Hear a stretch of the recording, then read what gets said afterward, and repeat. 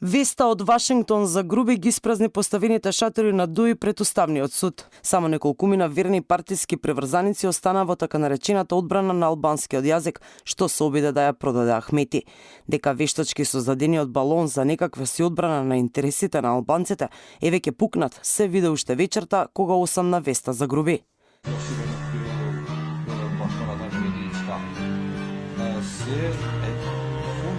Ова беше реакцијата на Османи Адеми кога на своите телефони ја читаа лошата вест што им пристигна од Вашингтон, со која практично им падна во вода тезата за некакво си огнетување на албанците. За многумина, оваа драма на ДУИ очигледно беше само закана и притисок врз судиите. Во тензично исчекување на утрешната седница, јавноста веќе виде дел од рефератот на судијата од Уставен, кој утре треба да реферира.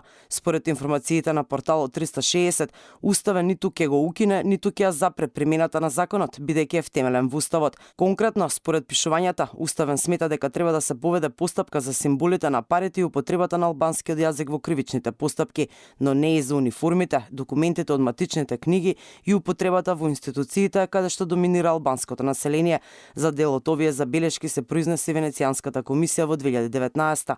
Професорката Тања Каракамишава не сака да го коментира рефератот од Уставен, се додека не е официјално донесена седница, но потсетува на забелешките на комисијата кои што се однесуваат на примената. Комисијата забележува отсуство на детална анализа за тоа како се применувал претходниот закон за јазиците од 2008 година, поради што не може да разбере која било оправданоста да се донесе овој нов закон. Проблеми во ефективна примена на законот може да се појават не само поради незаконска или небрежна активност на властите, туку и поради проблеми во примена на законот, поради несоодветен квалитет на истиот. За поранешната судика во Судот за човекови права во Страсбур, Маргарита Цаца Николовска, пак уште поалармантни се најавите за бојкотот на двајцата судии.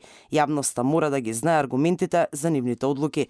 Не навлегувам во тоа каква би била одлуката.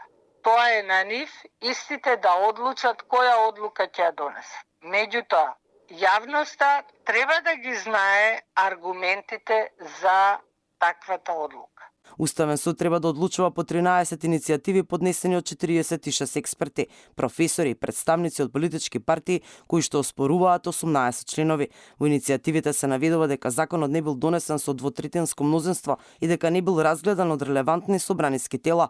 Оспорен е и фактот што законот е објавен без подпис на тогашниот шеф на државата Ѓорги Иванов. Зимето албански јазик во заграда употребен е термин кој го нема во Уставот. Спорна е и употребата во матичните книги, личните документи и пасошите. Исто така во овие иницијативи се оспорува и постоењето на Агенцијата за примена на јазикот, бидејќи од агенцијата исклучени се сите заедници, освен албанската.